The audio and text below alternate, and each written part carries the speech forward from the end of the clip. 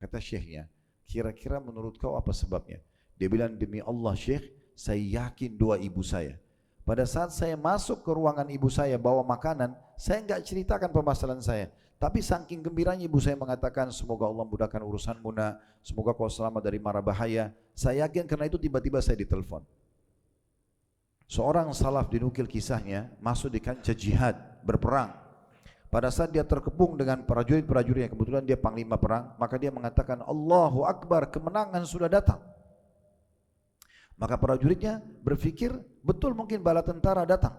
Kemudian mereka pun berjuang sampai akhirnya Allah berikan kemenangan. Padahal mereka sudah terdesak satu titik di mana musuh berada dari seluruh penjuru. Tapi mereka diberikan kemenangan. Setelah selesai menang, musuh-musuh juga banyak yang terkalahkan jadi korban. Maka para prajuritnya mengatakan, tadi anda sempat bertakbir dan mengatakan pertolongan sudah datang. Kami pikir bala tentara dari kekuatan muslimin sudah datang. Tapi kami lihat tidak ada orang-orang. Dari mana anda yakin kemenangan datang? Dia bilang dari doa ibu dan ayah saya. Karena sebelum saya pergi saya sudah katakan, ibu ayah doakan supaya kemenangan selalu bersama saya. Dan saya yakin justru di saat puncak-puncak seperti ini Allah akan berikan kemenangan. Dan sekian ribu kisah-kisah yang seperti ini. Orang itu teman-teman sekalian perhatikan baik-baik. Ya. Birru walidain itu adalah sesuatu yang sangat mahal. Di ayat 24-nya kita lanjutkan. Makna daripada surah Isra ayat 24, wakhfid lahuma janahadz dzulli minar rahmah wa qur rabbirhamhuma kama rabbayani shaghira, dan rendahkan dirimu terhadap keduanya dengan penuh kasih sayang. Perhatikan kata-kata rendahkan dirimu. Rendahkan diri dalam semua makna. Intonasi suara lebih kecil, tatapan mata tidak lebih besar dari tatapan mata orang tua, tangan yang diangkat tidak tinggi dari tangan orang tua, tidak mendahului langkahnya, naik tangga, jalan. Ya, sampai Umar bin Khattab radhiyallahu anhu ditanya, bagaimana anak anda berbakti pada anda? Kata Umar, dia tidak pernah jalan di depanku dan tidak pernah memutus perkataanku. Itu diantaranya. Jadi betul-betul merendah depan orang tua ini luar biasa. Mendahulukan segala hal ya, yang kira-kira membuat orang tua itu bahagia. Ya, sampai sebagian salaf tidak berani makan dengan orang tuanya, khawatir nanti tangannya menjamah potongan makanan yang orang tuanya suka. Karena orang tua pasti akan mengalah, gitu kan? Orang tua itu pasti akan mengalah dengan anak-anak. Maka kita sebagai anak harus lebih faham masalah itu. Makanya dalam riwayat Bukhari pernah ada seorang wanita datang mengemis kepada Aisyah radhiyallahu anha dan membawa dua anak perempuannya. Kemudian Aisyah mengatakan, saya tidak punya kecuali 3 butir kurma saja. Maka saya pun memberikan kepada ibu itu, lalu ibu itu memegang satu dan satu-satunya lagi diberikan kiri kanan kepada anak-anaknya masih kecil. Sambil ngobrol dengan Mukminin Aisyah radhiyallahu anha, ibu ini tiba-tiba karena lagi ngobrol dia tidak sempat makan kurma padahal dalam kondisi lapar. Kedua anaknya sudah menghabiskan kurmanya lalu minta kurma sang ibu. Maka kata Aisyah, saya melihat ibu tersebut membagi 2 kurma dia dan memberikan pada anaknya padahal dia dalam kondisi lapar. Lalu Aisyah mengatakan, saya kagum dengan sikap ibu tersebut, bagaimana perhatian terhadap anaknya. Setelah itu, kata Aisyah, saya pun melaporkan kepada atau menceritakan kepada Nabi SAW. Kata Nabi SAW, perbuatan ibu itu kepada anaknya membuatnya masuk ke dalam surga. Memang orang tua kita pasti akan dahulukan kita. Tapi bagaimana kita meraih peluang itu? Saya dulu subhanallah waktu ayah saya masih hidup. Kalau ibu meninggal memang saya masih kecil sekali. Saya lahir tahun 1975, ibu saya meninggal 1979. Saya masih 4 tahun sudah meninggal ibu. Tapi ayah saya meninggal kemarin untuk corona. Saya sempat bahasakan ke beliau. Saya panggil abah waktu itu. Saya mengatakan, abah tolong berikan kesempatan saya untuk berbakti. Apa yang kira-kira bisa? Saya tahu abah mampu. Beliau kalau seorang kontraktor di Makassar punya kemampuan secara finansial, fisiknya masya Allah sehat, segala macam gak ada yang kurang. Tapi saya minta supaya saya diberikan kesempatan. Apa saja yang saya bisa. Dan alhamdulillah beliau faham masalah itu. Alangkah baiknya setiap anak bisa faham masalah ini. Dia coba meraih kesempatan, menyiapkan sendalnya, menyiapkan mungkin kalau kita sekarang kebutuhan bulanan, ya mungkin sampo, sabun, mereka mampu beli tapi kita bisa siapkan. Atau apa sajalah yang kira-kira kita bisa dahulukan di meja makan sebelum orang tua duduk, jangan kita duduk duluan, biarin mereka duduk dulu. Sebelum mereka ambil makanan, jangan kita ambil, dan seterusnya lah. Ya. Bagaimana kita menjaga sikap-sikap ini, semua masuk dalam masalah rendahkan dirimu terhadap keduanya. Plus dengan penuh kasih sayang, tidak ada sama sekali rasa penyesalan, dan ucapkan, ya wahai Tuhanku, sayangilah mereka keduanya sebagaimana mereka berdua telah mendidik aku pada waktu kecil. Ya. Kemudian kita juga tahu firman Allah SWT dalam surah Luqman, surah nomor 31 ayat 14, wa wassaynal insana biwalidayhi hamalathu ummuhu wahnan ala wahnin wa fisalu fi amaini an ishkur li wa liwalidayka ilayyal masir. Dan kami perintahkan, mana perintahkan, kami wajibkan kepada manusia berbuat baik kepada kedua orang tuanya.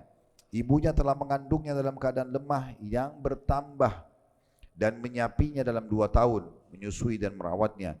Bersyukurlah kepadaku, kata Allah, dan juga bersyukur kepada kedua orang tuamu. Hanya kepadakulah kembalimu. Allah Subhanahu wa taala memudahkan kita dengan poin ini agar kita bisa meraih surganya justru hanya kena melalui kedua orang tua kita.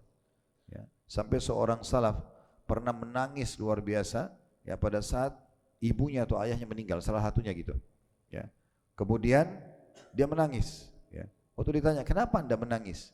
Dia bilang, karena setengah pintu surga sudah tertutup bagiku. Kalau 2 orang masih hidup ibu ayah, dua-duanya masih terbuka pintu surga. Saya buat baik sama ini, buat baik sama ini. Bakti sama ini, bakti sama ini. Taat sama ini, taat sama ini. Tapi sekarang kalau satu meninggal, berarti sisa satu. Lalu kemudian berjalan waktu meninggal lagi salah satu dari orang tuanya. Beliau makin sedih. Ditanya, bagaimana? Kenapa anda sedih? Anda seorang alim, anda seorang ahli ibadah, terkenal, ilmunya luas. Dia bilang, kedua pintu surga sudah tertutup bagiku. Karena baktinya sama orang tua itu mudah sekali membawa orang masuk ke dalam surga. Kita tahu hadis Nabi SAW yang disebutkan oleh Imam Bukhari dalam kitab Adab Mufradnya dan disahihkan oleh para ulama hadis. Ridho Allah itu ada pada ridho kedua orang tua.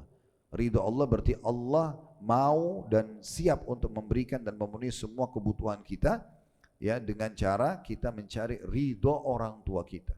Ridho orang tua kita. Dan terlalu banyak hadis berhubungan dengan masalah ini, diantaranya adalah sabda Nabi SAW, berbaktilah kalian kepada kedua orang tua kalian, maka Allah akan mengaruniakan kalian anak-anak yang berbakti pada kalian. Jagalah kesucian kemaluan kalian, maka Allah akan menjaga kesucian kemaluan pasangan kalian. Khusus hadis yang kedua ini, yang baru kita bacakan, hadis yang di atasnya ini belum saya bacakan ya, kalau ada tampil di layar. Tapi hadis yang kedua yang disebutkan Tabarani dalam Mu'jam al-Awsat di nomor 1002, ini teman-teman sekalian adalah hadis yang luar biasa. Ternyata berbuat baik pada orang tua efeknya bukan hanya mendapatkan pahala, ridho Allah, ridho mereka juga misalnya meraih surga, tapi juga ada efek yang lain. Allah kasih juga kita anak yang berbakti dengan kita. Kalau sekarang kita baik sama orang tua kita, nanti Allah juga kasih anak baik sama kita. Kalau sekarang kita durhaka sama orang tua kita, nanti juga Allah kasih anak yang durhaka sama kita. Jadi efeknya sampai turun-temurun. Sampai turun-temurun. Ada seorang sahabat saya dari Syria, beliau dulu pernah jadi rektor di satu kampus di Makassar, kebetulan saya jadi wakil rektornya waktu itu. Tidak usah kita sebutkan ma'had dan juga nama atau kampus dan juga nama beliau. Intinya sebenarnya kami pernah sip-sipan di kampus. Kalau beliau keluar ada urusan kampus, maka saya jaga di kampus atau sebaliknya gitu. Dan kami sering diskusi banyak hal dan berbicara banyak hal gitu. Di antaranya pada saat kita berbicara tentang masalah bakti pada orang tua dan menjelaskan hadis ini gitu ya. Dia cerita sebuah kisah yang unik, bagi saya baru dengar waktu itu ya. Ini mungkin kisah sekitar 15 tahun yang lalu. Maka dia bilang begini, di Syria ada satu orang terkenal tetangga kami di Damaskus gitu. Terkenal sekali, dia sangat sayang sama anaknya. Sangat sayang sama anaknya. Anaknya itu selalu apa saja diminta dikasih sama dia, terkenal sekali. Dan anaknya ini sudah mulai dewasa, sudah bujang gitu ya, sudah balik.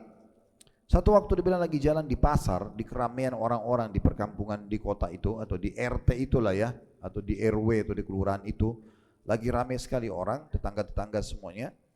Lalu kemudian sang anak ini bilang, ayah belikan saya itu, ditunjuk satu produk. Ayahnya mengatakan, ayah lupa bawa uang nak, nanti ayah pulang dulu ambil uang ya.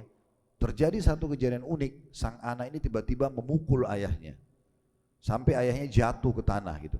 Orang-orang satu pasar ini datang mau ngeroyokin si anak ini. Mau ngeroyokin sang anak ini. Karena kok bisa ada anak pukul ayahnya, itu gak masuk akal. Ayahnya juga tidak melawan gitu. Ya, ini agak unik terjadi. Lalu pada saat orang mau keroyokin anaknya, sang ayah masih mengatakan, jangan keroyokin anak saya. Akhirnya ada orang situ yang marah mengatakan, Anda sudah dipukul dan ini bab durhaka yang luar biasa pada ayah, pada orang tua. Anda masih melarang untuk memukulnya, kami harus menghukum anak ini.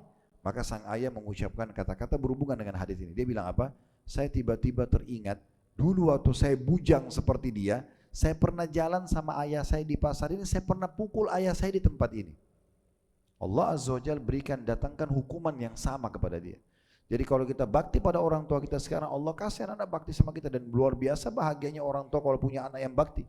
Semua di sini tentu ayah anda dan bunda yang menjadi wali murid, ya, atau kita mungkin semua juga di sini yang sudah punya anak-anak, kita bisa lihat bagaimana bahagianya kita bisa rasakan di saat kita memerintah suatu anak itu patuh. Iya ayah, iya ibu, iya abi, iya umi, semuanya iya, semuanya diiyakan. Itu ada kebahagiaan tersendiri. Maka ini teman-teman hanya akan ini akan didapatkan, satu resepnya adalah dengan cara kita juga bakti pada orang tua kita. Sebagaimana tentu resep yang lain adalah bagi orang dewasa tentu faham masalah ini. Lanjutan hadisnya adalah orang kalau jaga kesucian kemaluannya, tidak berzina, tidak selingkuh, juga Allah akan jaga kesucian pasangan kita. Hadis yang di atasnya riwayat Imam Muslim, kata Nabi SAW, seorang anak tidak dapat membalas budi kedua orang tuanya kecuali jika dia menemukannya dalam keadaan menjadi budak, lalu dia membelinya kemudian membebaskannya.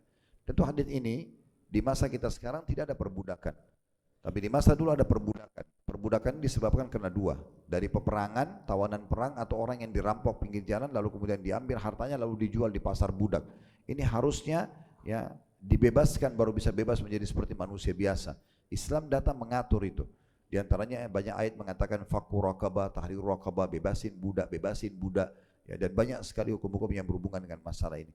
Tapi kalau seandainya ada anak mendapatkan orang tuanya di pasar budak, di masa sekarang sudah tidak ada. Semenjak perang dunia kedua sudah dihapus, disepakati seluruh dunia. Sebelumnya ada.